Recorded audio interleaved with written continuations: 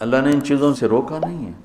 عورت شادی کرو، تمہیں اللہ نے اجازت دی ہے، اولاد ہے ان کی پرورش کرو، کمانا ہے تو کماؤ، سونا چاندی کماؤ، کون روکتا؟ اور سواریاں اچھی رکھنی ہے تو رکھو. میرے نبی نے گدھے پر بھی سواری کی، خچر پر بھی کی، اونٹ پر بھی کی، اور اعلی نسل کے گھوڑوں پر بھی کی. تو آپ نے امت کے تمام طبقات کے لیے راستہ دکھا دیا.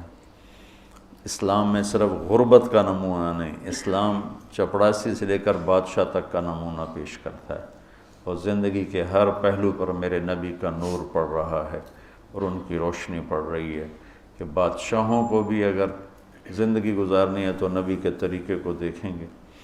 ایک دفعہ سعد بن عبادہ آپ کے لیے ایک جوڑا لائے کپڑوں کا، کہا جی آپ کو پہنانا ہے. آپ نے پوچھا کتنے کا ہے؟ فرمایا 27 اونٹ دے کے یہ جوڑا خریدا ہے. 27. آج بھی ماٹھے سے ماٹھا اونٹ 2 لاکھ کا ہے، تو تم اسی ردی اونٹ پہ رہو. 2 لاکھ تو 54 لاکھ کا جوڑا میرے نبی نے پہنا. انکار نہیں کیا. تو اتنا مہنگا لے گا، لے جا، میں نہیں پہنتا. تو انکار کرتے ہیں نا، انکار نہیں کیا، پہنا، اتار دیا. پہن کے یہ سنت نہیں اس کو کہیں گے، اس کو اجازت کہیں گے. آپ نے اجازت دی کہ آپ کو پتہ ہے میری امت میں بادشاہ بھی آئیں گے، میری امت میں مالدار بھی آئیں گے، صنعت کار بھی آئیں گے، دولت مند بھی آئیں گے، میں نے سب کو نمونہ دینا ہے. تو آپ پابند لگے کپڑے ہی ساری زندگی پہنتے تو مالداروں کے لیے کہاں سے راستہ ملتا؟ پھر تو صرف غریبوں کے لیے آپ نمونہ تھے، مالداروں کے لیے تو نہیں تھے. آپ اگر ساری زندگی گدھے پر ہی سوار کرتے تو لینڈ کروزر والے کو نمونہ کہاں سے ملتا؟ پراڈو والے کو نمونہ کہاں سے ملتا؟ مرسڈیز والے کو نمونہ کہاں سے ملتا؟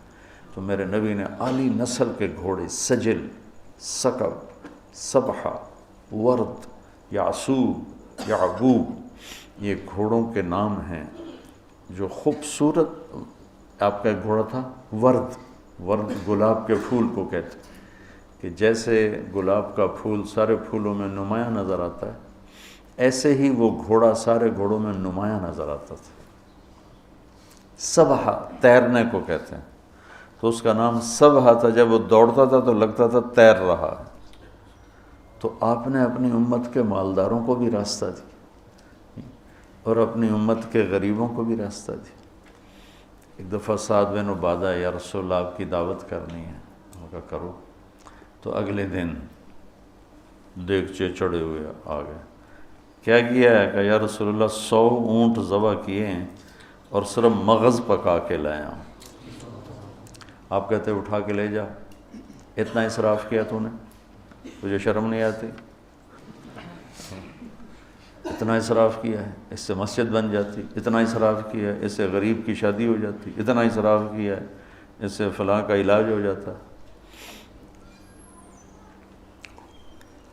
تو آپ کہتے لے جا، میں نہیں کھاتا. تو کوئی نہیں کھائے گا، تو نے اتنا اسراف. یا رسول اللہ 100 اونٹ ذبح کر کے صرف مغز نکال کے پکایا ہے، آپ کو کھلانا تھا. میرے نبی کو تو 1 اونٹ کا مغز ہی کافی تھا، 100 کیوں ہیں؟ اور آپ کہہ رہے ہیں ٹھیک ہے. لیکن مالداروں کو اجازت دے دی بڑی دعوت کرنے کی، بڑا ولیمہ کرنے کی، بڑی ضیافت کرنے کی. اور 100 اونٹ آپ نے جو جل لے جاؤ، غریبوں سے کہا لے جاؤ. 100 اونٹ تقسیم کر دیے اور صرف اس کا مغز نکال کے آ کے اللہ کے نبی کو کھلائے. تو میرے نبی پاک صلی اللہ علیہ وسلم پہ قربان جاؤں. اب زندگی کے ہر خوبصورت پہلو پر آپ نور نبوت چمک رہا ہے، آفتاب نبوت چمک رہا ہے.